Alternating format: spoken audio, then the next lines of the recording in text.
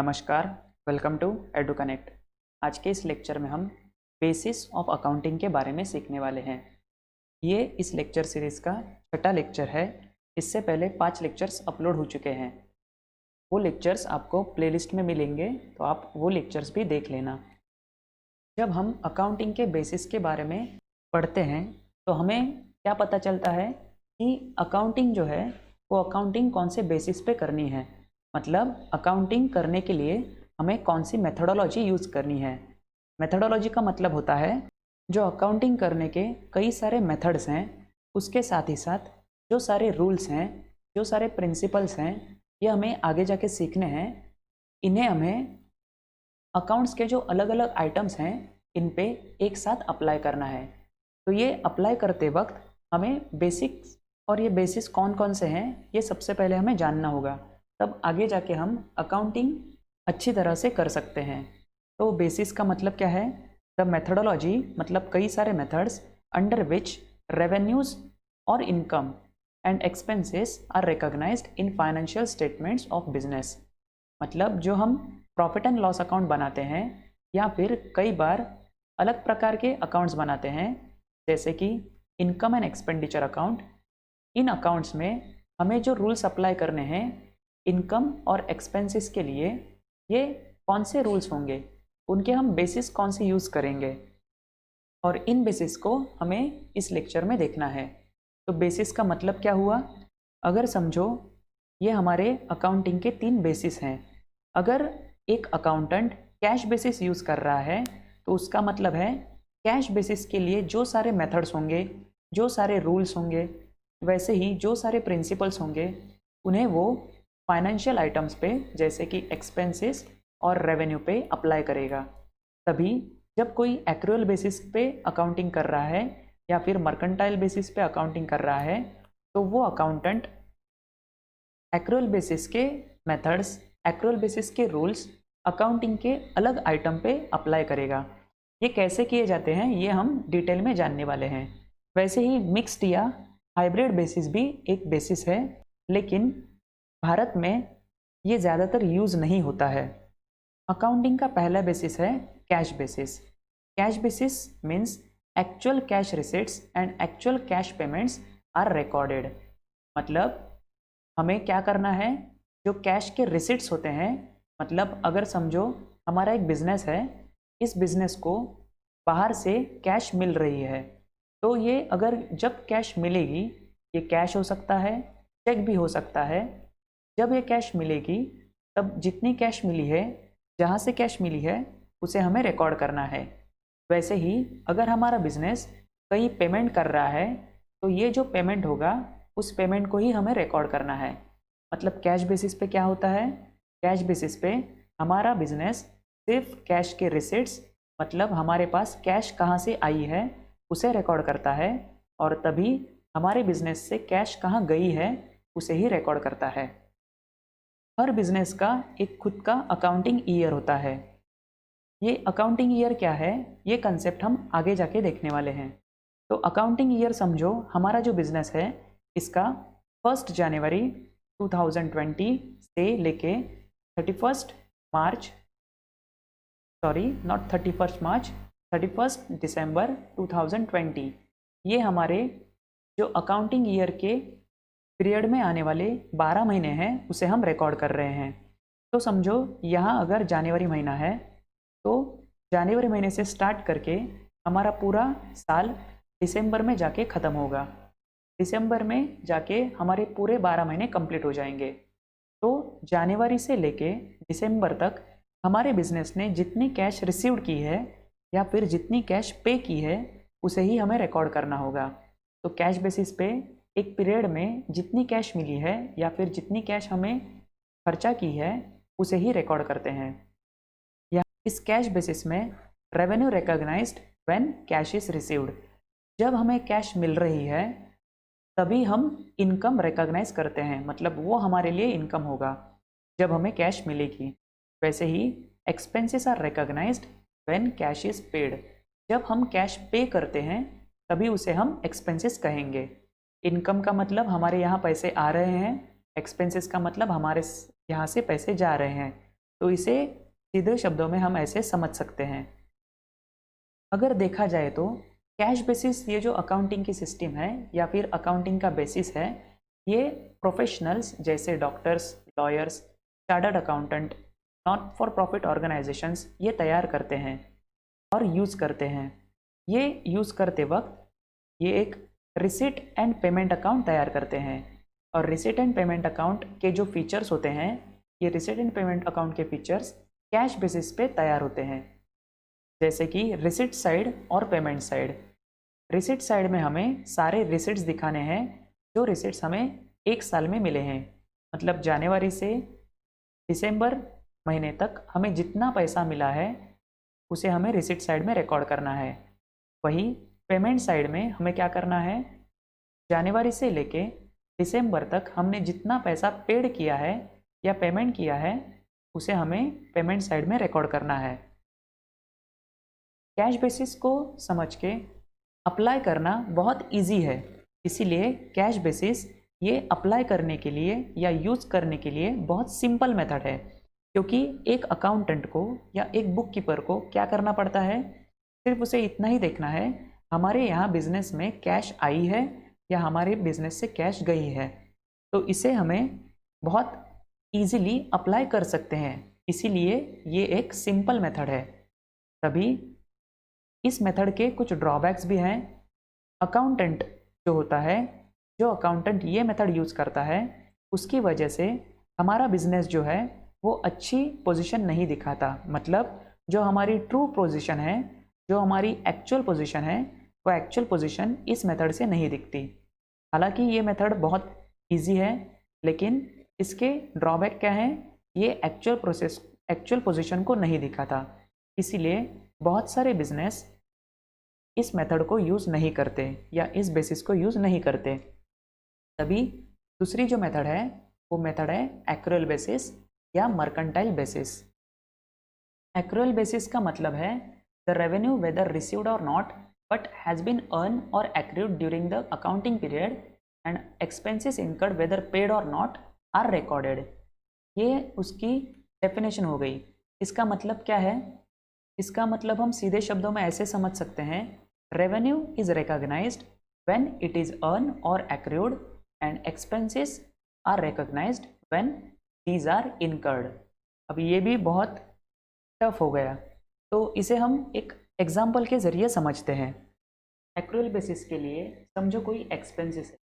अगर ये एक्सपेंसेस के बारे में हम सोचते हैं, जैसे कि सैलरी, एक सैलरी हमारे बिजनेस के लिए एक्सपेंस होता है, क्योंकि हमारे बिजनेस में काम करने वाला एम्प्लॉई पूरे महीने काम करता है और उसके बाद वो जो काम करता है के लिए उसे सैलरी जो देनी है वो हमें पेड करनी है। तो ये बिजनेस के लिए एक एक्सपेंस। समझो अगर जनवरी महीने में वो वर्कर काम करता है तो उसे हम सैलरी कब देंगे, फरवरी की 5 तारीख को। वैसे ही अगर वो जून में काम करता है तो सैलरी देंगे हम 5 जुलाई को। और वैसे ही दिसंबर में अगर वो काम कर रहा है तो उसे हम अगले महीने के जनवरी 5 तारीख को उसकी सैलरी देंगे। ये जो एक्सपेंसेस है, इस एक्सपेंसेस को हमें रिकॉर्ड करना है। तो इस एक्सपेंसेस को अगर हमें रिकॉर्ड करना है तो समझो अगर कैश बेसिस होता तो कैश बेसिस में हम क्या करते, जनवरी महीने की सैलरी हमने कब पेड की है, 5 फेब को। हम ये एक्सपेंसेस 5 फेब को दिखाते, मतलब 5 फरवरी को इसे हम रिकॉर्ड करते।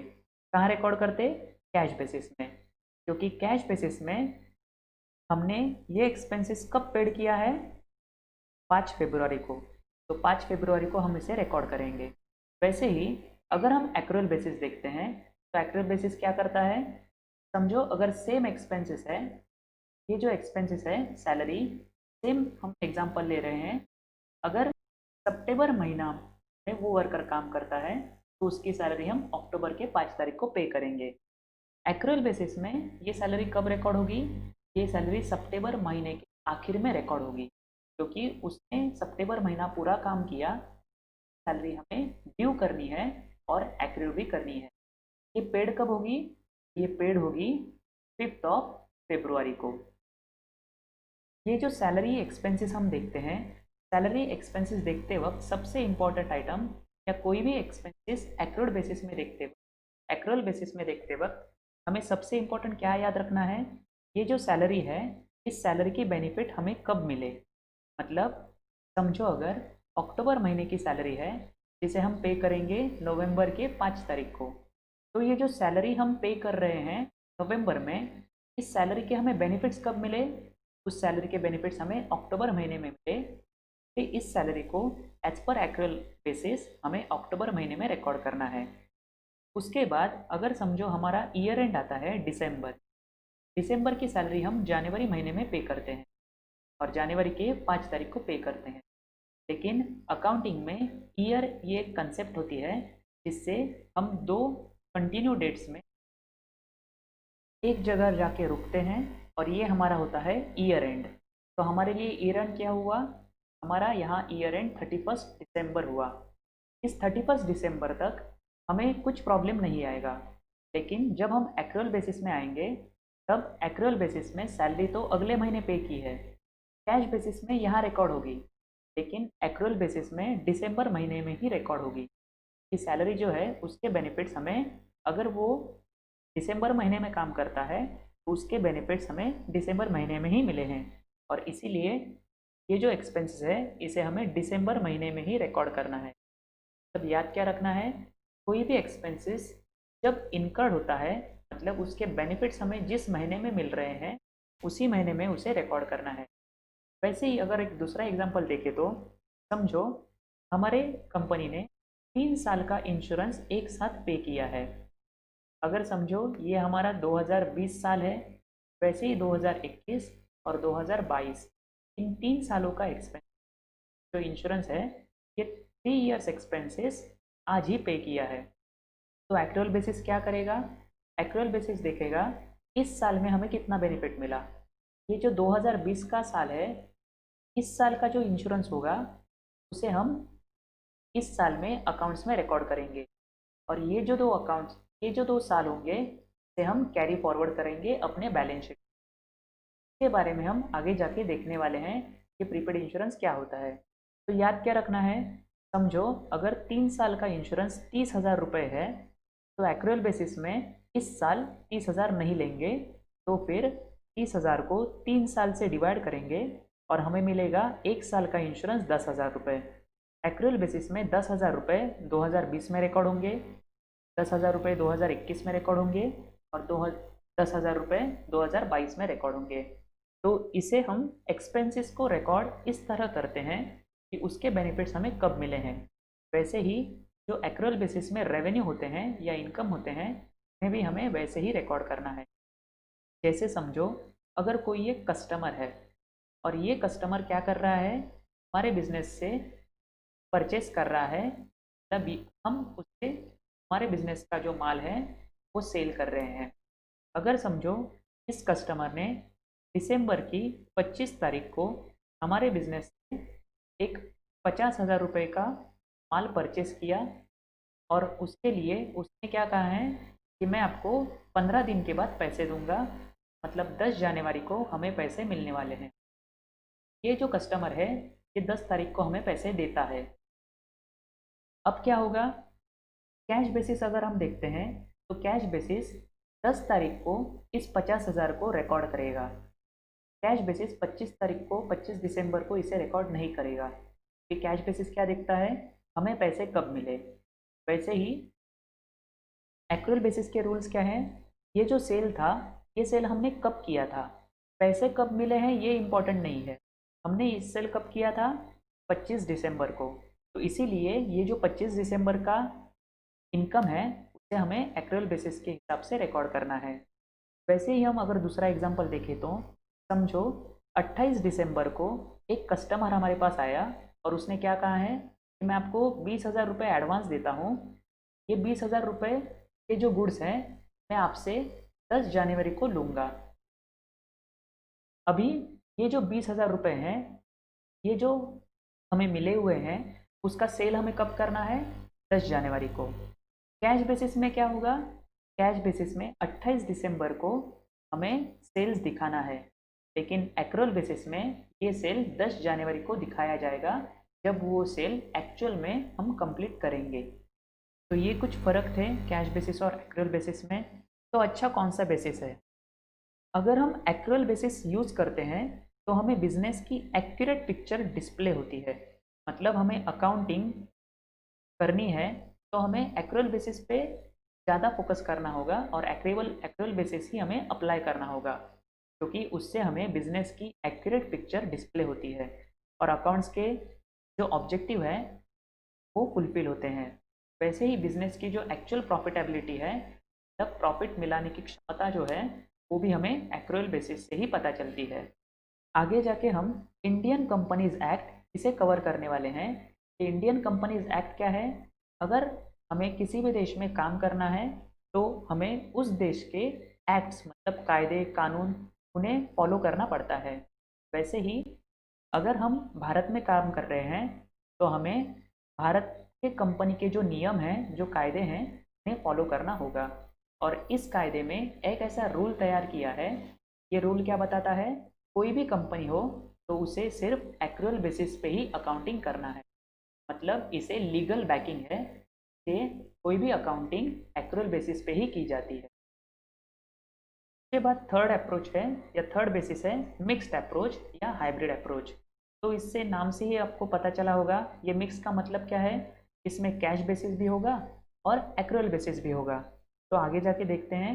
It is a combination of cash basis and accrual basis of accounting. इसमें दोनों बेसिस हैं। तो कैश बेसिस और एक्रूअल बेसिस, इसे दोनों को फॉलो किया जाता है। कैसे फॉलो किया जाता है? जब रेवेन्यू होते हैं, जब इनकम होते हैं, तो इनकम को हमें कैसा रिकॉर्ड करना है? कैश बेसिस पे।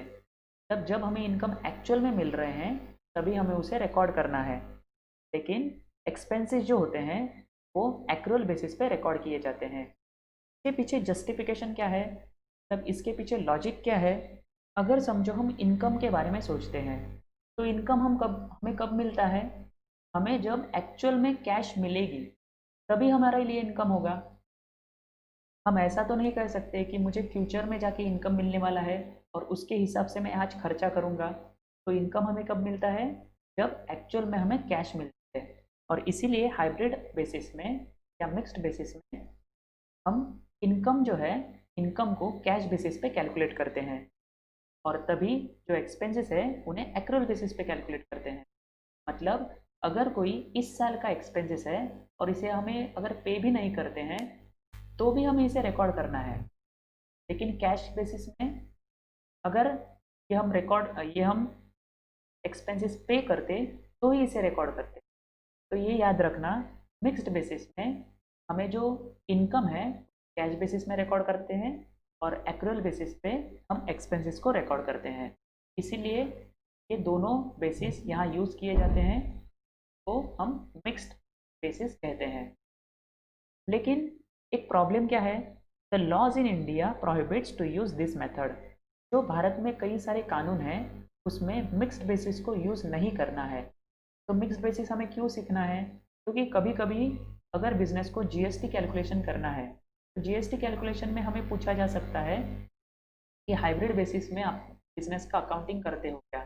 तो इसके बारे में हमें पता होना चाहिए कि हमें मिक्स्ड अप्रोच भी पता होना चाहिए। अगर आप नए अकाउंटिंग फील्ड में नए हो तो आपको जीएसटी के बारे में हम जल्दी लेक्चर अपलोड करने वाले हैं। इस मिक्स्ड बेसिस में accountant does not record receivable income, मतलब जो फ्यूचर में इनकम हमें मिलने वाले हैं उसे हम रिकॉर्ड नहीं करते, but record all payable expenses. जो फ्यूचर में हम एक्सपेंसेस पे करने वाले हैं उसे हम रिकॉर्ड करते हैं। इससे हमारा बिजनेस स्टेबल बनता है और वैसे ही बिजनेस की प्रॉफिटेबिलिटी हमें एग्जैक्टली पता चलती है। तो जैसे हमने पहले देखा, Indian companies act 1956 does not allow to use hybrid basis. तो इस लेक्चर में हमने बेसिस ऑफ अकाउंटिंग देखे, जिसमें कैश बेसिस, एक्रूअल बेसिस और मिक्स्ड बेसिस, ये तीनों बेसिस हैं। अगर आपको इस लेक्चर में कोई भी डाउट हो तो आप कमेंट्स में वो डाउट लिखना। वीडियो अगर अच्छा लगा हो तो उसे लाइक करना, चैनल को सब्सक्राइब करना। Thanks for listening. God bless you all.